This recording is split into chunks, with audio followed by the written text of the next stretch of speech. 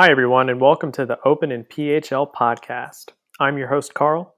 And I'm Danielle. And on this podcast, we share the stories of the artists, stores, restaurants, and other businesses that make Philly special. Today, we interview Jon Zilber of Philly Style Bagels. Philly Style Bagels opened in Fishtown in 2016 and has been a neighborhood staple ever since. In their inaugural year, they were named Best New Sandwich in America by Bon Appetit and have since been featured in places like Thrillist and WHYY. I'm particularly excited about this interview as I love their bagels and how they offer vegan options like Earth Balance and Tofutti cream cheese. In today's episode, we talk about their start doing pop-ups at the old Pizzeria Badia, how they will soon be opening a second location, and whether the dream is still alive in Philly.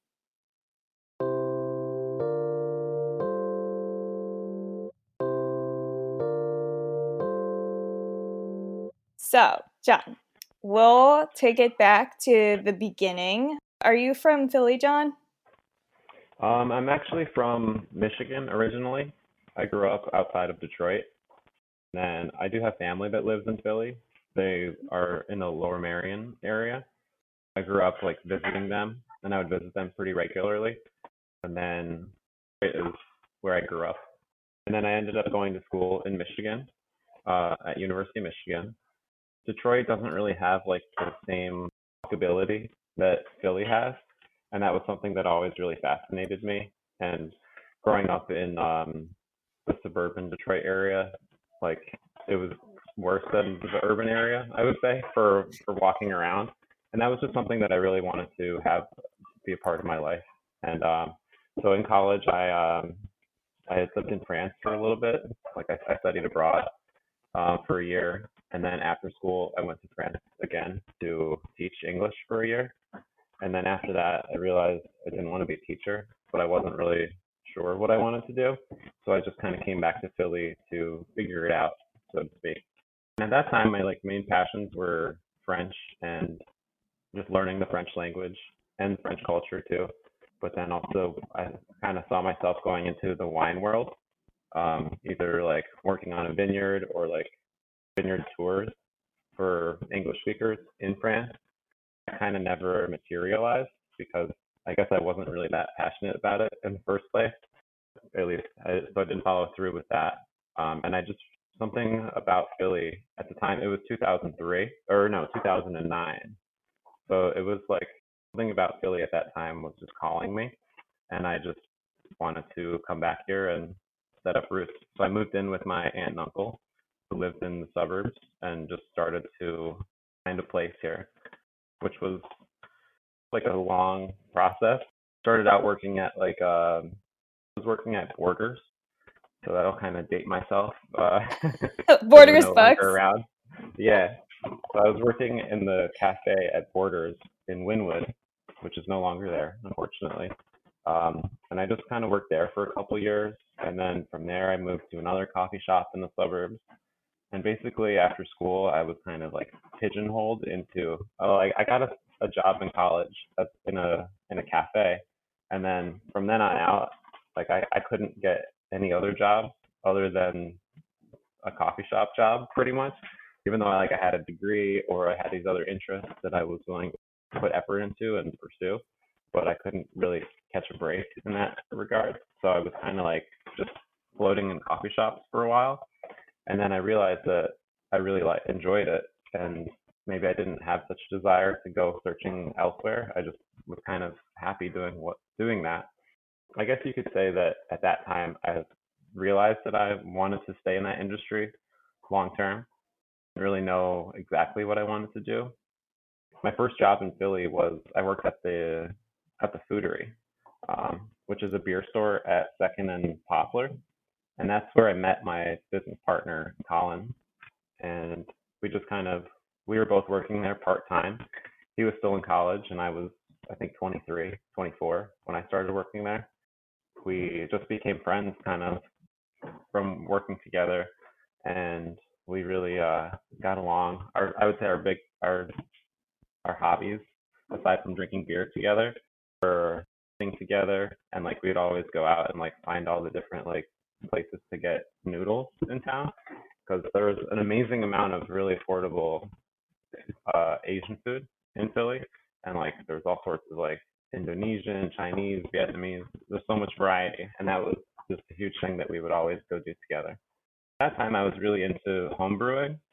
When I was coming back from France, I had this passion that kind of came. I guess it came from my cousin because he was home brewing. He had brewed a couple times, and I brewed once with him over a summer. When I came back from France, I had ordered homebrew supplies so that they were waiting for me when I got home. And then from then on out, for like probably 3 years, I was brewing 2 beers a month pretty consistently. So I started this homebrew club with a couple other guys, maybe like there were 5 or 6 guys, and we would meet up every other week and brew a different beer. We wanted to like channel that energy into opening up a brewery, but it kind of felt like I was in over my head for that because I didn't have like a lot of financial support to start whatever business I wanted to start. It seems like to own a brewery, you need to have like $1 million or more to do something substantial. And also, I think I was like 10 years too late. By the time I would have gotten up and running with that, it would have been like the scene's like kind of saturated right now. And there's a lot of competition and there's a lot of people doing really impressive things. I just didn't want to be like in that type of in an industry that was that saturated. And I think also as time went on at the Foodery, I realized that I needed to kind of push myself away from that type of lifestyle, staying up later, finishing my shifts at like 10 p.m. or midnight, and then having like a couple beers afterwards. And I realized that wasn't conducive to me doing anything in general. And so I just kind of burnt out on that. And I realized that with the beer industry, if I wasn't going to open up my own brewery, then the only option really would have been like either to work at a brewery or be like a sales rep. And neither of those things really fit with my personality or my interests. So I just kind of, I still love beer and appreciate it, but I'm kind of over the brewing myself. I'll leave that to the professionals. And my beers weren't coming out so good by the end. I was doing like a lot of like weird, like creative, putting weird stuff in the beers. I think my craziest beer that I brewed was I brewed a Creek in the traditional way, which is like a sour cherry beer. But instead of adding actual cherries, I added Luden's wild cherry cough drop and to get that cherry flavor. And it actually came out pretty good, and it tasted like a traditional Creek up front. But then afterwards, you were like, oh yeah, that's definitely cough drops. That's so funny. But I wouldn't say it was the most drinkable beer, but I was more going for just like I wanted to challenge people's perceptions of the way things should be. And I think that is a good segue actually into the bagel shop. We're called Philly Style Bagels, and part of what makes us Philly Style Bagels is that we make our bagels in a very different style compared to what everyone else has been doing for a long time. So doing our research, we kind of figured out that there's really only two traditional styles of bagel making that exist. There's really no reason why we should be limited to that, but it's, I guess, just bagel culture was really only one thing in New York City and in Montreal. And so those cities have their own styles and then become popular in other cities, of course. And it's kind of like a national food at this point, but it's like the New York style or the Montreal style that's been exported to other cities. We're able to come to the table to develop our recipe and all of our principles with a clean slate. And we could kind of like pick and choose from each region what we liked about their product and like the way they run their shop, leave behind the things that we didn't like so much. And so What were the things that you didn't like so much? I think one of the things I like New York bagels, don't get me wrong. And I think most of us have come up with those in the US at least. I think one of the things that I don't like about them is that they are the size. And a lot of people just don't like will call us out because they like the size of New York bagels. Yeah, it's And that American I think, portion size. right, like they're just enormous. And it's like, if you like weigh it out and figure out like what you're actually consuming, it's like eating 6 slices of white bread Really? or more, sometimes, depending on how big the actual bagel is. But if you look at like what the history is in New York bagels, they started out being like 4 and a half Mhm. ounces, and then gradually now they're closer probably to like 7, six Wow. ounces. And so we go back. Our style, I wouldn't say is like we're not making them smaller than the traditional way, but I think New York bagels have gotten away from their tradition a little bit, and in on that original size. I'm not saying it's like a health food either because they're smaller, but it's more reasonable. It seems more like a French portion size or Right. European. I would right. I would agree with that for sure. Yeah, I think that and then just to go back to some other things that I don't love about New York bagels is that a lot of times it's like the whole process seems kind of Mhm. rushed. Ours differ from New York style bagels is that we take a really long time to ferment the dough before we go through the whole process of shaping it Mhm. and cooking it. And it seems like most New York bagels, they're just like the dough is mixed and then like right away or like within an hour or two, they're shaping them and like baking them. Maybe they like proof or ferment overnight, like in their shape in a Mhm. refrigerator. Process, we mix the dough. Actually, before we even mix the dough, we make like a Mhm. starter. So that's like taking a small portion of the flour and of the water and then mixing that with some yeast and we let that ferment overnight and then we mix that into our dough the next day, and then we let the whole dough ferment overnight again. So there's like 2 days of fermentation already, and then the next day we just shape it, boil it, and then bake it. We have like 2 full days of fermentation, which really not only does it make the flavor a lot more interesting and complex, but it makes like the dough like softer and I want to say more easily. I don't have like the Mhm. scientific proof, but I'm pretty sure it also makes it more easy to digest. I think in New York bagels, when you eat one of them, you kind of like feel bloated right away because like it hasn't really fermented very much. And then in the case with ours, I feel like you can eat like 2 or 3 of them and still feel fine because the fermentation has broken down so much of the carbohydrate that by the time you eat it, there's one less step for your body to have to break it down.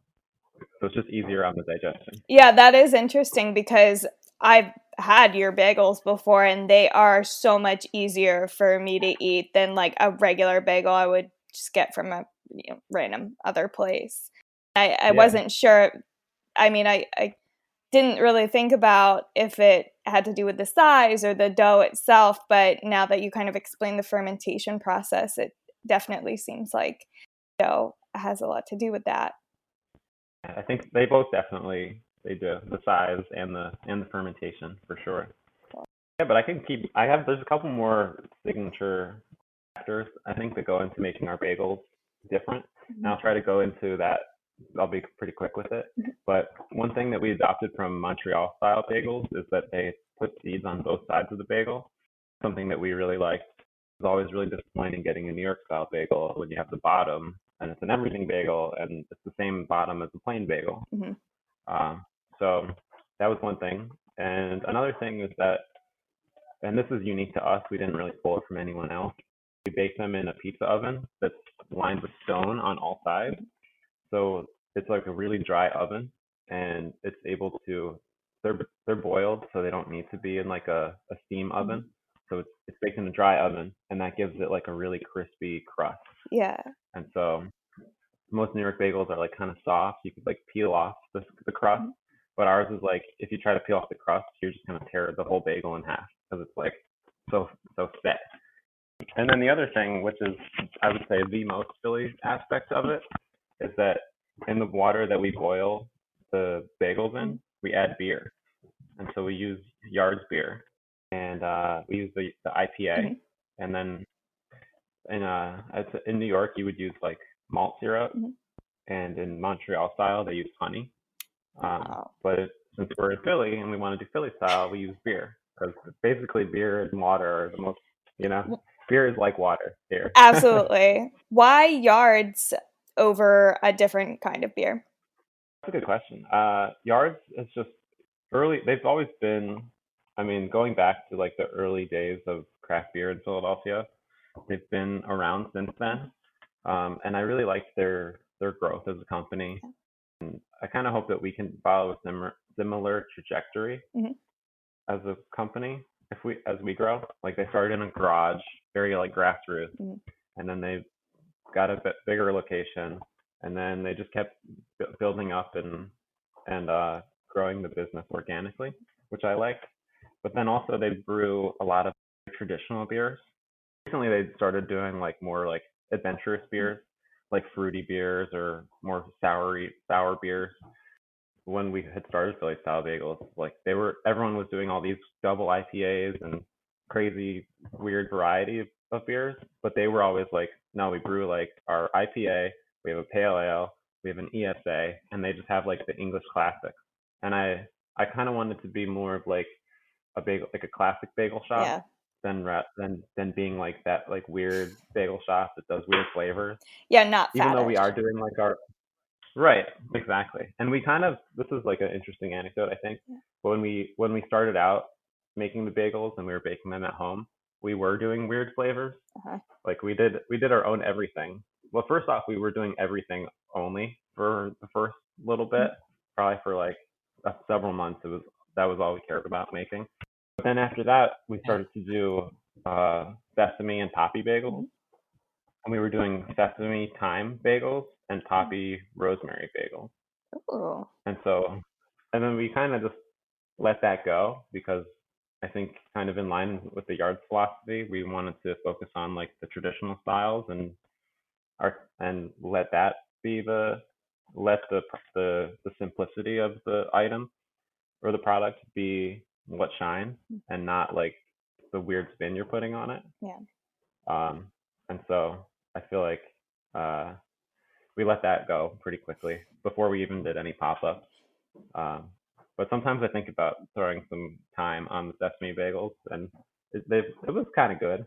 I think it would be good. Um, I like herb flavors.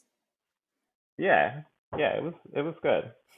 And then with yards, a lot of our working at the foodery, I feel like we had like the best relationship with like those sales reps too, and it was just like it felt like a family. A lot of the people from the foodery ended up going to work at yards, and it was just like a community. It felt like a nice community, and we wanted to keep that keep that up.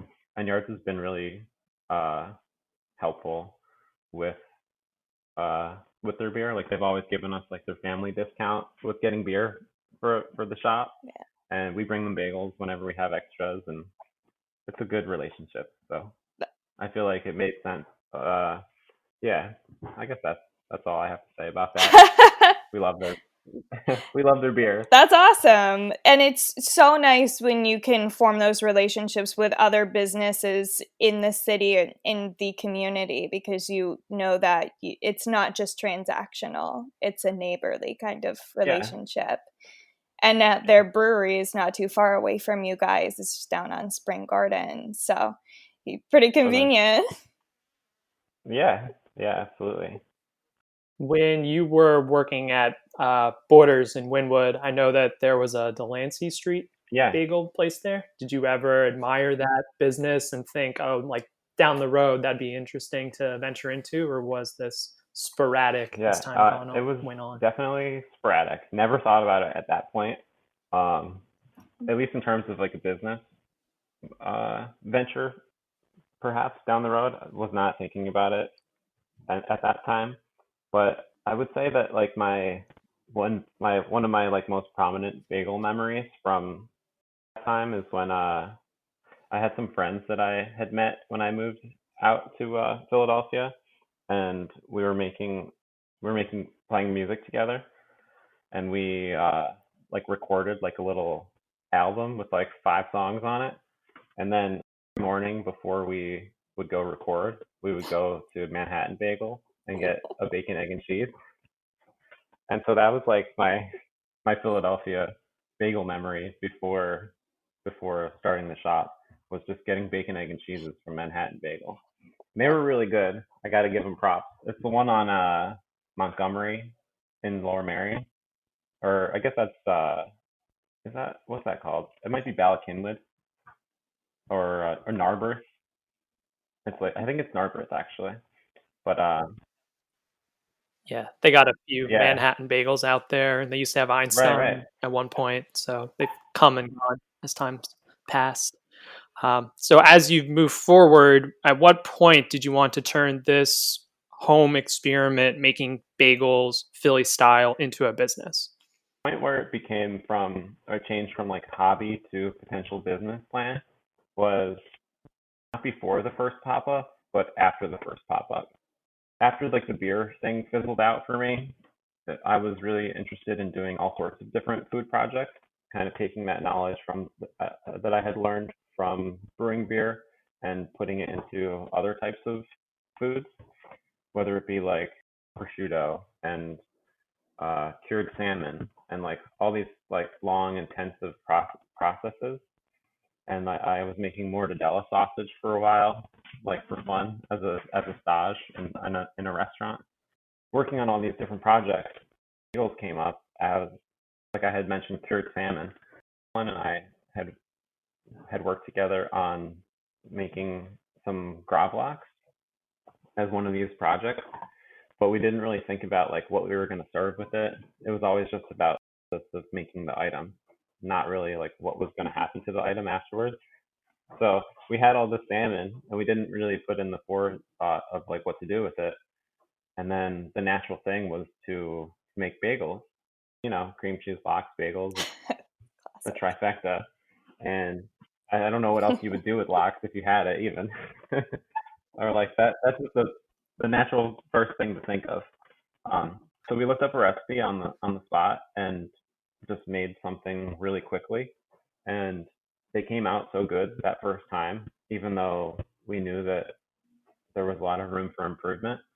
Like I had never had a bagel that fresh before, and it just kind of blew my mind, and it became something that we just like to do for fun. But the idea for it to turn it into a business came up when we had met Joe Badia, who owns Pizzeria Badia, because he was working at a restaurant called Little Fish as a server, and Colin and I were working at Shot Tower Coffee, which is a coffee shop at Sixth and Christian in South Philly. And Joe would come over to Shot Tower to pick up coffee for the restaurant, like once a week or every other week.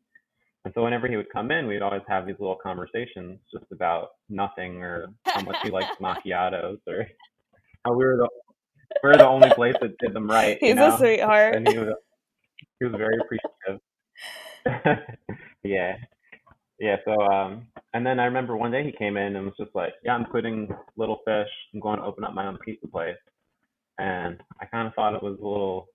I had never knew he was into pizza at the time, and it just kind of like, I thought it was like a little crazy because opening up a restaurant is such a risky endeavor for anyone. I admired that he was just going for it, but I thought he was like a little crazy at the same time too, because I didn't know him that well. I just knew him like as a server from Little Fish who came and picked up the coffee. I didn't know that he had like this whole history with pizza that I now know about. Kind of crazy. But so I guess his eventual pizzeria was one of the things that like gave us a window into conceiving of a pop up, was that his hours there, he was only open on Wednesdays through Saturdays, which left open Sunday, Monday, Tuesday. And as you guys probably know, Sundays are a really big day for bagels. Like that's like the traditional day that most people are going to eat bagels. I do like the whole like setup with the platters and stuff, as opposed to just like grab and go like a lox sandwich or an egg sandwich. Him being closed on those Sundays, we started like bringing him samples of some of the stuff we were working on.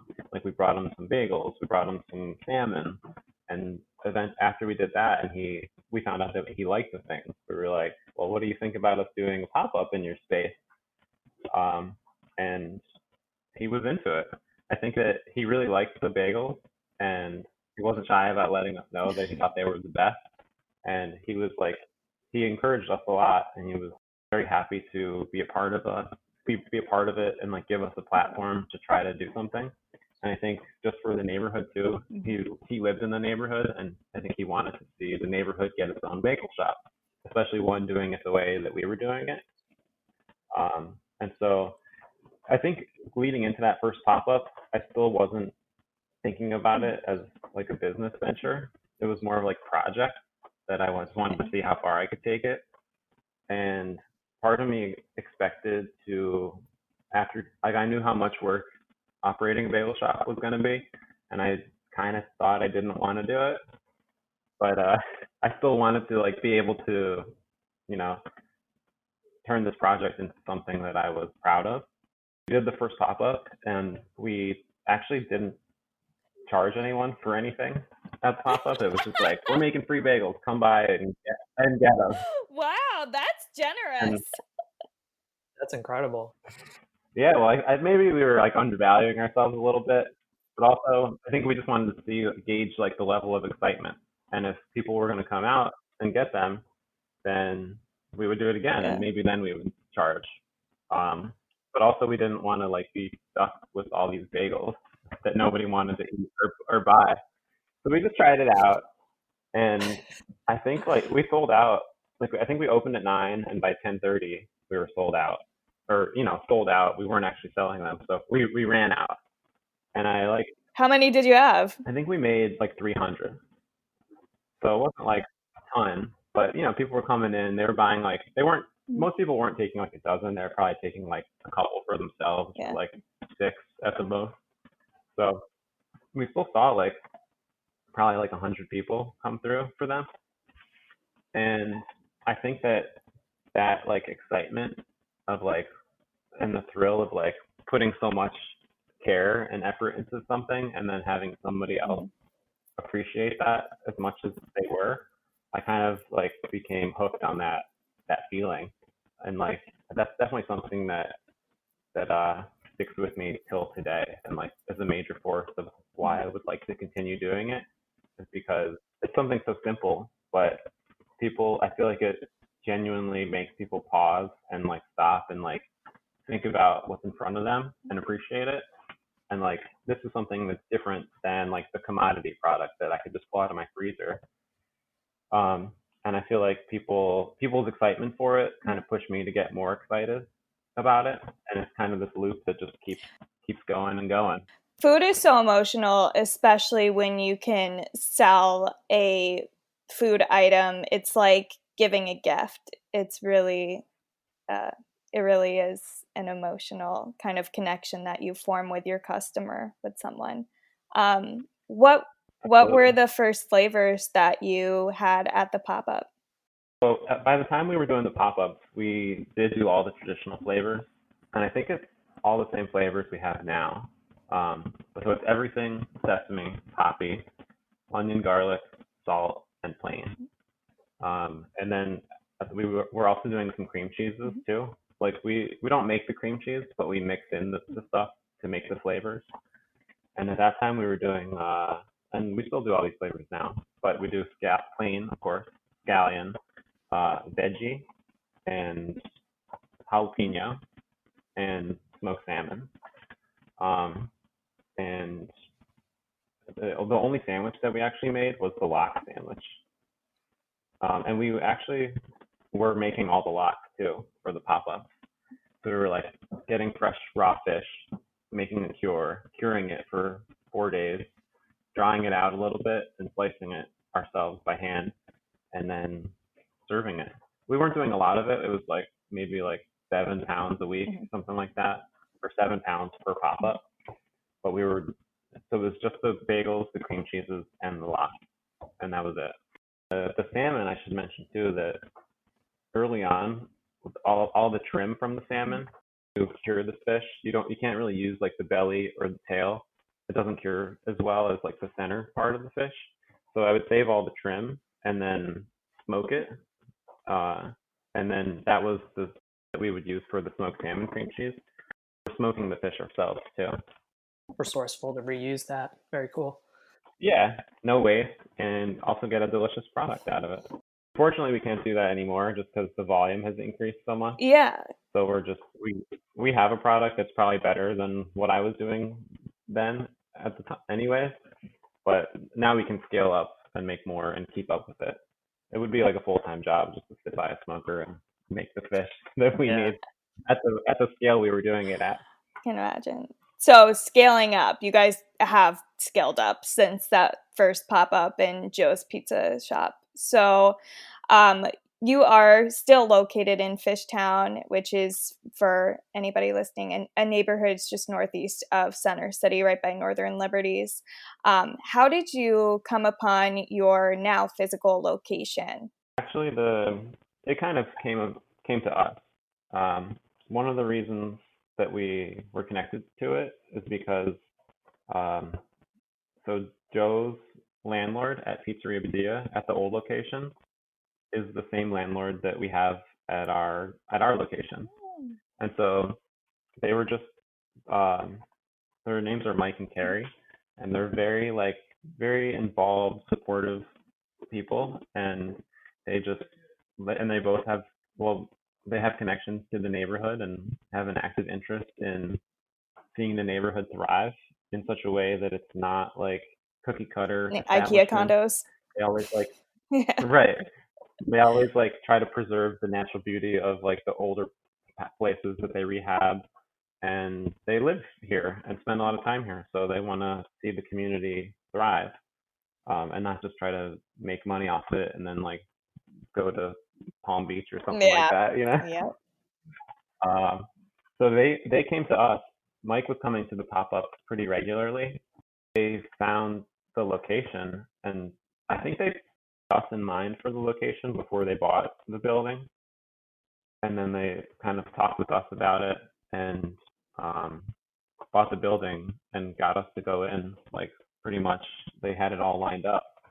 So they found us just because they were coming to the pop up. They knew Joe, and they've been very supportive throughout the whole process. They're really like watching because they have their own company growing too, and it's been interesting watching all their businesses grow, and then seeing it's been a interesting couple of years, I would say. Um, That I'm trying to think if I guess that answers it. It's pretty Yeah, simple. It's a that's pretty so simple question. awesome to have a great relationship with your landlord like that. It's really assuring. So for our listeners who haven't been to Philly Style Bagels before in your physical location, it's known for having a line out the door which leads to the counter inside, at least before COVID. There's no seating, and basically everything is made in front of you. So, Jon, was not having seating a strategic decision, or was it done out of necessity when you happened upon the space? I think it was a necessity.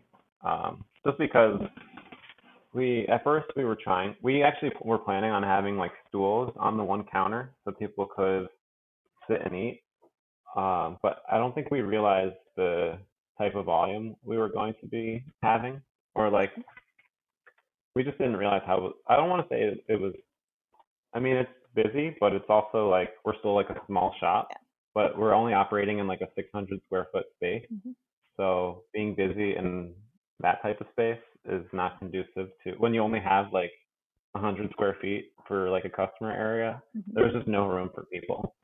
And so that was definitely a necessity. And the other thing is that we're on a beautiful park. And so, you know, for 9 months out of the year, maybe 7 months out of the year, Yeah. it's beautiful and you can just go enjoy the bagel in the park where there's lots of benches and you can people watch. And uh, so we're lucky that we have we can call it it's not really our dining room, but It's your just outdoor because we don't have seating. one, it's a makeshift dining room. And the park is really awesome. So we're lucky that we have that there. Yeah, that's a great resource. I also enjoy dog watching in that park too. So Yeah, it's pretty so cool. many cute dogs in the neighborhood. Yeah. Oh, Fishtown dogs. And yeah, and there was a pig for a while too. One of our neighbors had a pig. Yes. Yes, I saw her a few times. I haven't That pig hasn't been around in a while, though. Yeah, I think she moved, but she still has an Instagram, I'm pretty sure. I believe it's Olive in the Heights, if you want to check her out on Instagram. I think she's in Brooklyn now, apparently. Oh, maybe more conducive to a public startup. Perhaps, for sure. So, Jon, as your business has grown, you've been on Frankfurt Ave for quite some time. Your name's been out there. You have lines out the door. Have you thought seriously about expanding? I know that you have coffee roots in South Philly. Is that something that's come up? Definitely. I think we are currently working on making that happen. So we have a second location that's opening. And well, I should say we're working on getting it to open. We're not quite there, but hopefully this year sometime we'll be opening in a new location. Um, and then it's always been part of our plan to expand. I thought we could expand faster than we are. I think there's a lot of things that have kind of slowed us up. And I thought like we're all going into our fifth Especially right year now. now, in January it will be 5 years for us. And I was hoping by this time that we would have like one like bigger location that was kind of like a commissary, and then three smaller locations that were more like sandwich shops. And seems like we're still going to be with two shops at the end of 5 years. So we didn't quite meet the benchmark that I had set up in my head, but I still feel like two. I'll still be pretty happy with just having two. So there is something coming, and hopefully there'll be a third and a fourth after that. But we'll see. That's so exciting. I'm so over the moon to hear that. It's better to grow quote unquote too slow True, than to grow absolutely. too fast. And we definitely wanted to be careful. So, No matter what you do, you're going to make mistakes along the way. And that was definitely the case with our first location. And it's also the case with our second location. So I'm trying to see, like, if we had gone any faster or more hastily, then hard to imagine what other mistakes we could have made. But then at the same time, part of what, mhm. with each instance, it's like the main thing that happened that I wish I could have done better is that like learning to navigate the process of getting a place open, all like the logistical stuff, and there's so many different hats that you have to wear as a business owner. Like you're not just making the bagels, you're also like dealing with payroll, dealing with management, dealing with real estate, dealing with lawyers. You got to learn how to read a contract and a lease agreement, and then there's just so many different things that you have to think about that in restaurant groups each person kind of has like a different focus.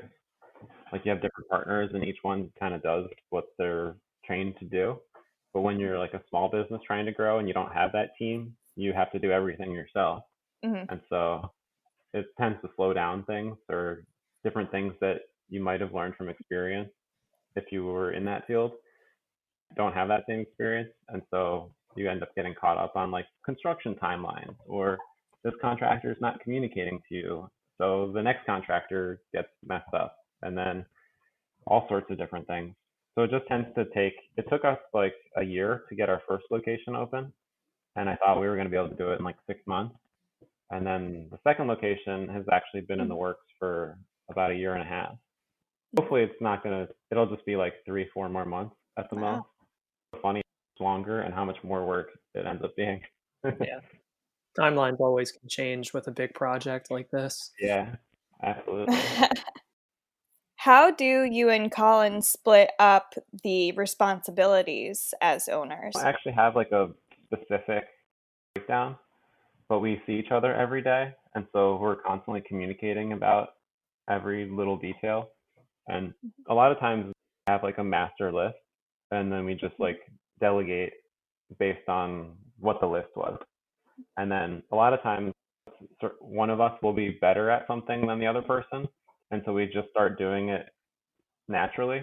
For instance, like the schedule was something I did early on, and I hated doing it, and I just kind of like was having trouble doing it. And Colin was kind of when I was starting to get bogged down with it, Colin just kind of stepped in and helped me out with it. And now he does the schedule and he does a great job with it. And then I kind of support him on it. See each other all the time. We're in the shop together all the time. And so we're constantly communicating about stuff. It's not like one person is doing all of one task. It's usually like one person takes the lead on it and then the other person's there to support and like ask questions and see if there's any like issues that the person who was taking the lead on it didn't see. And so we work together on a lot of stuff, which I think slow us down because we're such a small company. I feel like it helps us make sure that we're both 100% able to sign off about how we operate our business, which I really like. And neither one of us are like making decisions on the other person's behalf without checking in with the other person. Signing a lease agreement or making the schedule for that week, we're constantly checking in with each other. That sounds like a great working style that you both have. Do you attribute that ability to work well with each other to I anything, don't to know, prior honestly. I experience? think it's because we're both equally passionate about the project. And so we're both like putting our whole selves into it. And I think that if one of us wasn't doing that, then there could be some tension that could come up and it wouldn't work that way. And that's not to say that it's always perfect. And sometimes we do need to like check in with each other and be like, hey, why aren't you helping me more with this? Or can you take some of this off my plate? And we are pretty good about communicating with that. But I think that we just have like a good disposition as friends. Like we came into this as friends before we were business partners. And I think a lot of times that can go wrong, but then sometimes it goes right. And I think we just lucked out and like we have a really good personality match. That's really great to hear because usually Yeah, you do right. hear the opposite. For sure. And I think underlying everything, like we Special. still are friends when it comes down to it. Like we definitely see each other too much sometimes at work, and I wish we had more time to like hang out and do stuff that's not work related. But like even like on our days off, like we'll go on bike rides together, or we don't get to do the same things that we used to do, but like we're not going out drinking or thrifting or eating noodles together as much as we used to, but we're maturing, you know, we're meeting up and like talking about the next 5 years or just going on a bike ride or planning different routes for like riding around on our bikes in the suburbs. So I think our friendship has evolved a lot, and it's definitely the backbone of the business too. It's awesome. You could walk up the street to Circle Thrift. That's true. Colin goes there like twice a week, and I go there somewhat. The problem with Circle Thrift is that it's not a problem, but you just have to go there like every day, Yeah. or because everything gets so picked over, and so Yeah. because there's so many people who have great taste in this neighborhood, Yeah, you know, especially now. they're taking all the good stuff. Right, right. So, John, pre-shutdown with COVID and the pandemic, what would you say the typical day at Philly Style Bagels looks like? COVID, it was like our first person in on the weekdays would be in at 3:30 in the morning, and then the second person in would be at 4, and then they would bake till about like 9 or 10 in the morning, and then we would actually open up shop at 7. And so like our sandwich person and our register person would get in at 6:30. Shift change midway through the day for the sandwich people, and then we would close at 2. And then like the last people, or like those people would be out of the shop by like 3. And then we'd have like a prep person come in at like 1 to prep for the next day. And the change that we have from that at this point is that we've moved all of our baking from the early morning to overnight. So now the bakers come in at 10:30 p.m. and they work until like either 5, 6:30 a.m. So they're completely gone and cleaned up before the sandwich people and the register people come in to work for the day. Just because we're in such a small area and everyone was kind of working on top of each other for a while, and now to just try to have more space between people. And it turns out it also has the peripheral benefit of the shop was always really hot during the day for everyone. And so now we're baking overnight, and it's a lot cooler at night. So it's more comfortable for the bakers, and also we're more able to um, honor social distancing guidelines during the workday because we're just spacing everybody out. And then the other thing is that we don't allow customers in there anymore. So we have this like pass, or I guess it's our drive-through window. But we pass everybody. We were doing all in-person ordering before, but now it's all ordering over the phone, and then you come pick it up, and or like Uber Eats or Caviar. So there's a lot more online ordering, and then we have a phone now, which we didn't have before. So those are like the main changes. Is it a burner It's a phone or burner a phone, landline? Metro PCS, purchased under the Gerard and Gerard and Frank or Gerard and Front Street right there. Very appropriate. Oh yeah, I don't think you should have gotten it yeah. anywhere Supporting else. neighborhood business. It's great. Since you've shifted your baking towards the evening now, I know that Center City Pretzel in South Philly does a lot of their baking in the evening hours. Have you thought about opening up the sale portion of Philly Style Bagels at night? Do you think that there's a pulse there for nighttime bagels? Definitely. I think you're onto something there. I don't necessarily think that our current location is a great location for that, but I think that our second location will be good for that. And so that's something I don't necessarily want to start out by doing that just because it's a new thing that we haven't done yet. And I feel like it could get overwhelming pretty quickly dealing with like drunk people overnight who want to buy bagels. Oh, they're great. And then also having to worry about like managing the next day too. Definitely something that I think could be very interesting. And I feel like there's a way we could do it to where it's like really simple, and the people who are already there baking could literally just receive online orders and then just them through a window to people rather than take the order, process the order, and then like handle the cash. Opens up all these vulnerabilities, or also like extra work for someone who's already baking. They could just like pass them off to someone and that's it. Like they get the ticket, pass it off. I think it could be something that would be really interesting. And I think as someone who often would go to Center City Pretzel, I've been there a few times. Not as many times as I should have gone, mind you, but I have such good memories going there and just getting hot pretzels. And there's also a place Yeah. on Frankfurt which is closed unfortunately for Fari. And I used to bike past there every morning going to work at like 3 or 3:30. And I'd be Yeah. like, at least I don't have to be there now. At least I'm not already there, like they have to do like the graveyard shift. But now I do the graveyard shift At least- anyway, so it doesn't matter. So you were featured in Bon Appetit in 2016 as the best new sandwich in America, and you said in that video that the dream is still alive in Philly. Do you still feel that That's a very way? good question. I think that it does in a lot of ways, but I think that the same things that are happening in in other cities, bigger cities, are still kind of like happening here too. Especially with all the attention that Philly got around those years, even like earlier than when I said that, like in 2015, 2016, 2017. I think that a lot of stuff has changed. It's definitely a lot harder now than it was.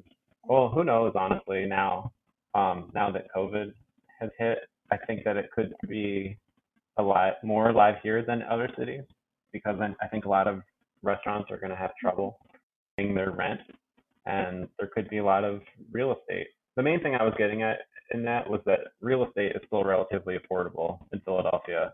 In San Francisco, you're going to pay 10 grand a month for rent in order to just open up anything. Or who knows? It depends on the neighborhood, of course, and I'm sure there's better deals than that. It's still alive, but I'm more weary about it than I was then. I guess just because it's like the dream is there doesn't mean that it's not going to be like a painful journey Oh, full of yeah. lots of lessons and hardship. I said that I think that was in like September of 2016. or maybe even a little earlier. So we had only been open for like 7 months. And I think like a lot, yeah, Yeah, exactly. you opened in January January. 2016. So Yeah. a lot of the things that are challenging about the business, I'm not aware of them yet. We were doing everything ourselves at that point.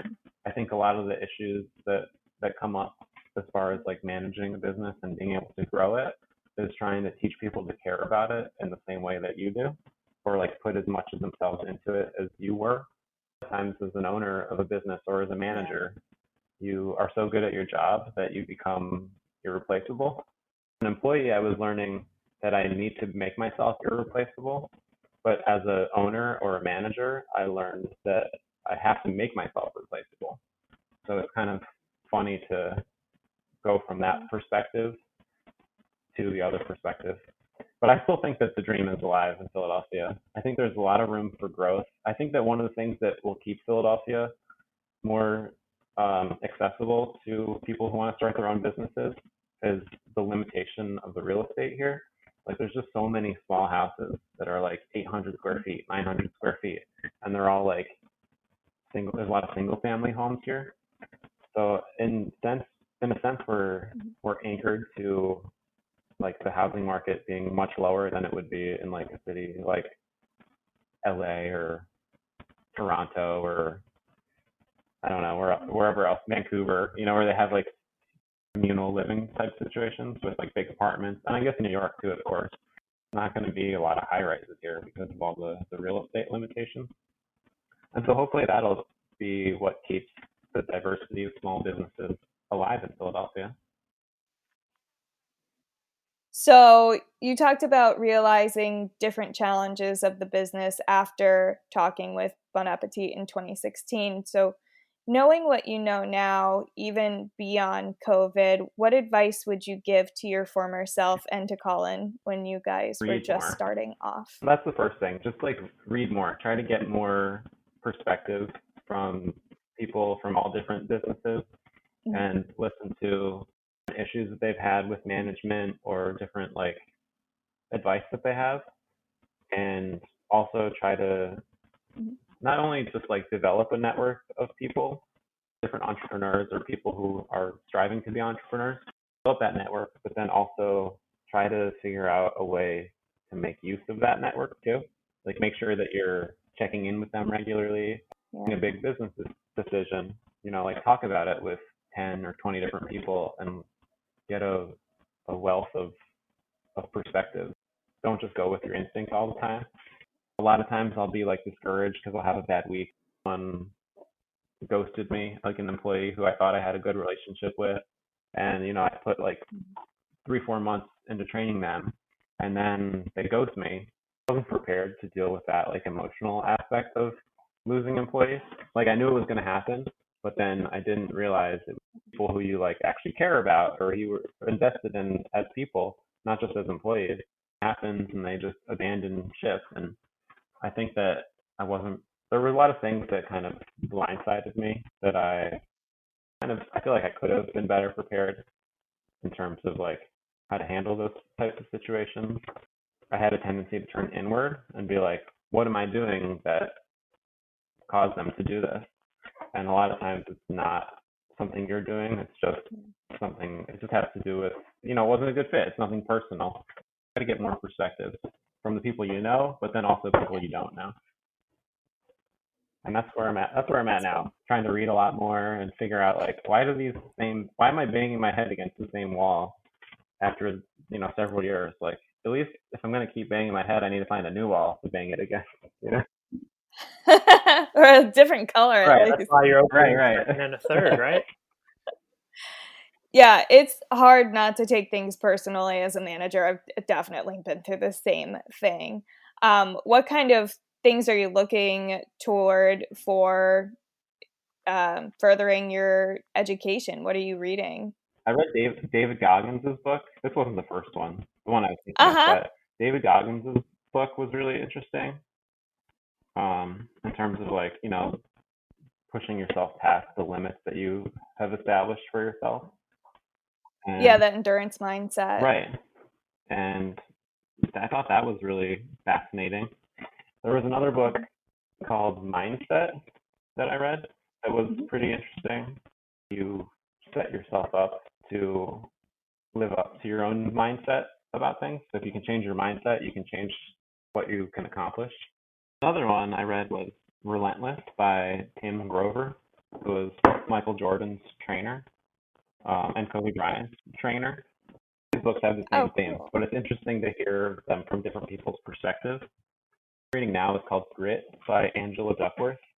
I think she might be from Philadelphia. Um, Yeah. She instructs at oh yeah, UPenn. okay, cool. So I'm like maybe like a quarter of the way through it, but that's been really really interesting. And then last one I'll leave you with is it's called The 7 Habits of Highly Effective People by Stephen Covey. I don't Yeah, we know. have that book at our house I too. think it's all like there. If you like look up like these are like the books that come up first. I'm just kind of cracking into it at this point, but they've all been really helpful to business is more about how you respond to failure than being successful, and a lot of it is just like not giving up. And so that was one of the things about from Grit that has been sticking with me is that the people who are the most successful in whatever they do, a lot of them have specialized skills because they've been working on them for so long. But the way they got there was just continuing to do it. And it's all these like mundane things. Some of all these like mundane little decisions that you make are what will make you great, but they're also what can prevent you from getting there too. Trying to develop like a personal philosophy that you can carry into every situation, and hopefully you can get your employees to think in that same way.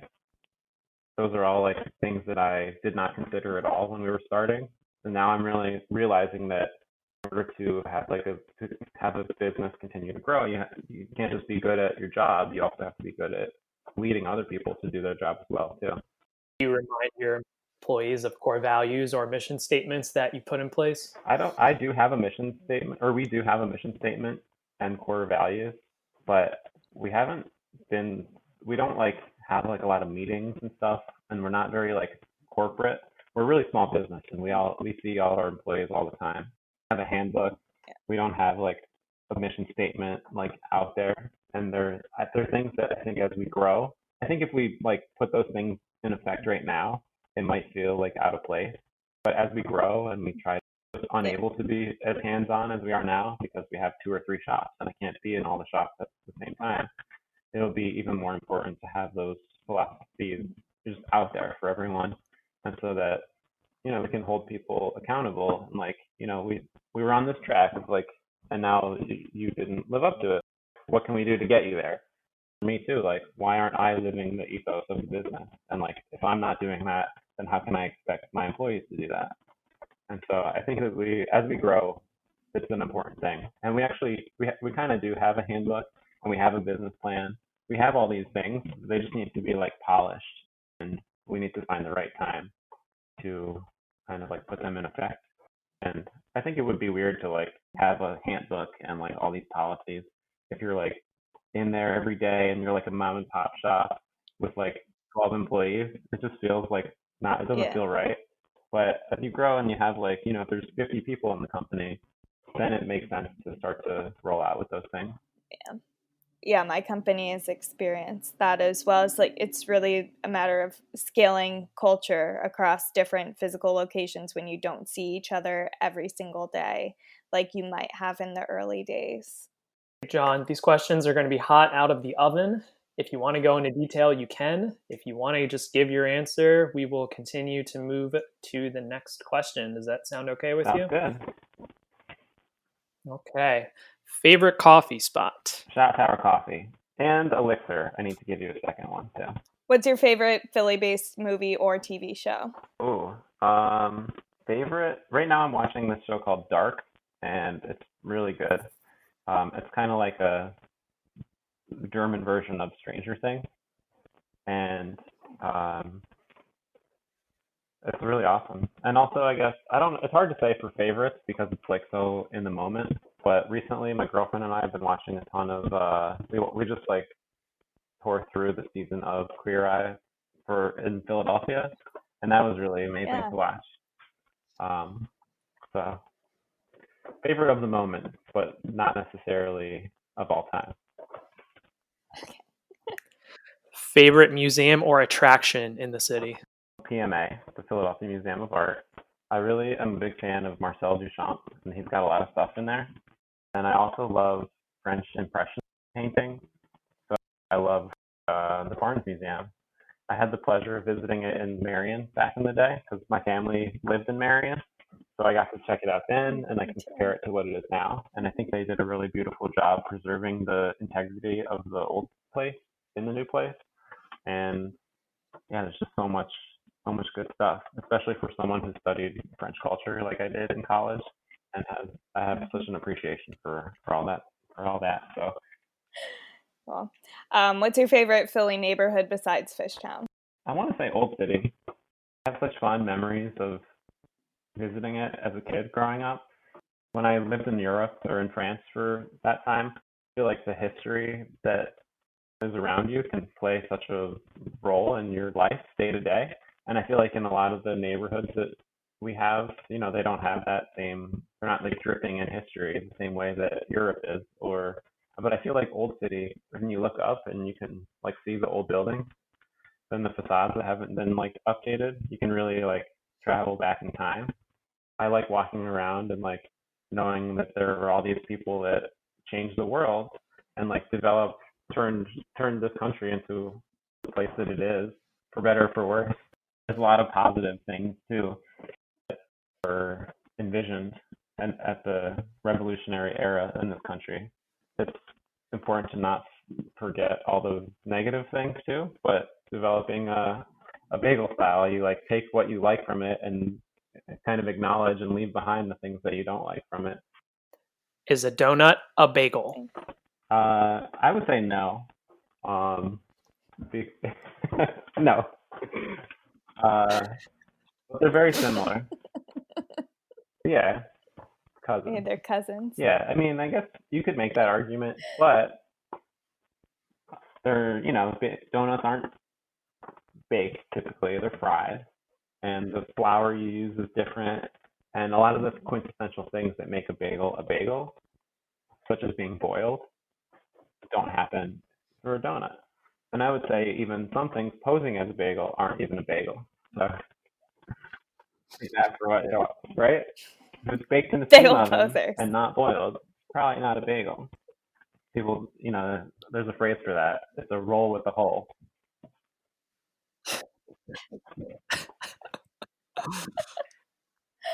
All right. What's your favorite trail to bike? Oh, I love that question. I haven't done this as much as I would like to, but probably the John Hines Trail.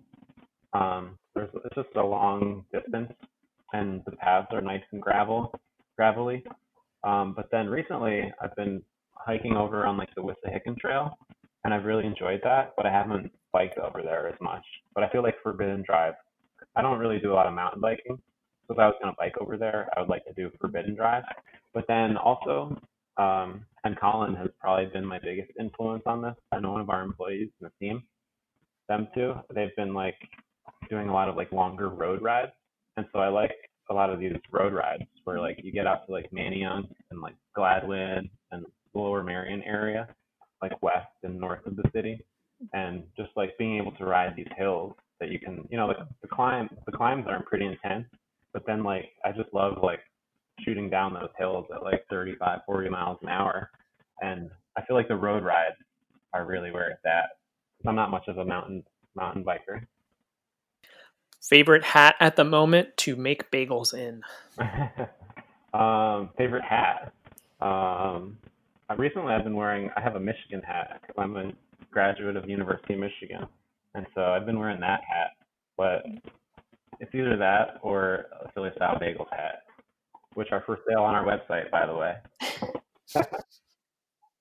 You guys have amazing merch. I love the Homer thank you. shirt. Thank you. It's so good. Yeah, when that comes back in stock, I'll buy one. Oh, thank you. Thank you. We're definitely going to do some more sweatshirts this fall, or late summer, I guess.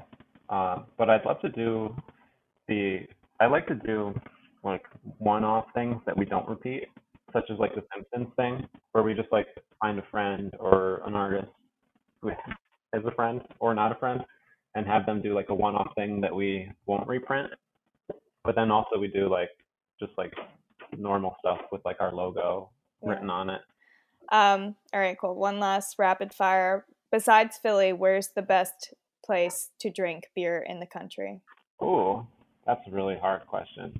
I don't travel very much or ever, so aside from my like stints that I did when I was younger, but probably California, just because they have so much variety and it's so well established and a lot of the hops are grown out there, and I feel like they have gotten into beer and kind of pushed like their own styles early on. So I'm torn between that and also like the North, say like the whole Pacific Northwest, not just California, but also like Portland, and Washington, but then also like the Northeast. I really love like hazy, hoppy beers, and so I'm not big into like the Northeastern IPA because they're a little too boozy for me. I like to drink like lower alcohol, lower ABV beers these days, but I really love that like hazy IPA, so or hazy pale ale. So I'd say like Vermont or Maine, even Portland, Maine. A lot of good stuff, but of course Philly still number one. And we'll wrap this up. Where can people find your bagels or get in contact? So we have 1451 East Columbia Avenue. We're just off Frankfurt Avenue on Palmer Park. And you can call us, place your order. The number is 267-333-8812. That's just for ordering. And we're open Thursday through Monday. Thursday, Friday, Monday, we're open 7 to 1. And on the weekends, we're open 8 to 1. And if you have any questions, you can shoot us an email at phillystylebagels@gmail.com. And what's your Instagram handle? And our Instagram handle is at Philly Style at Philly Style Bagel.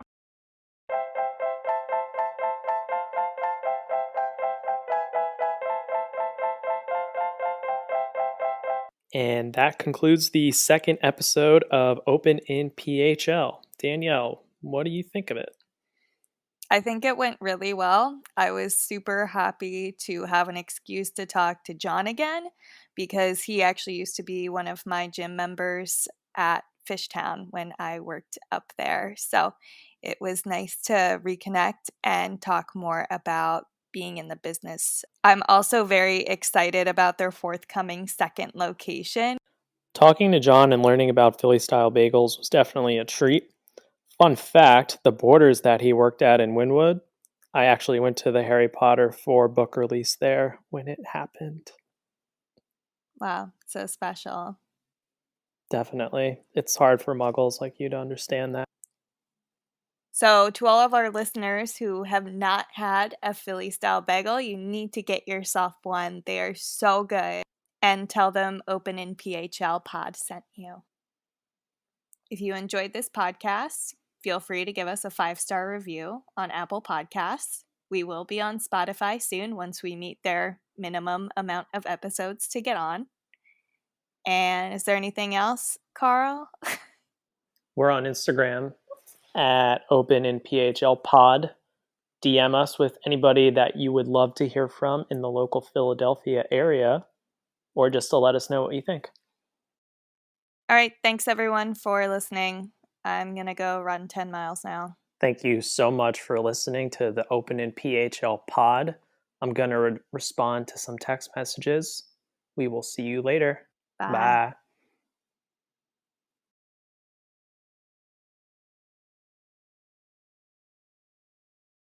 That had a midnight release of the 4th Harry Potter book. And you can't have that. pork.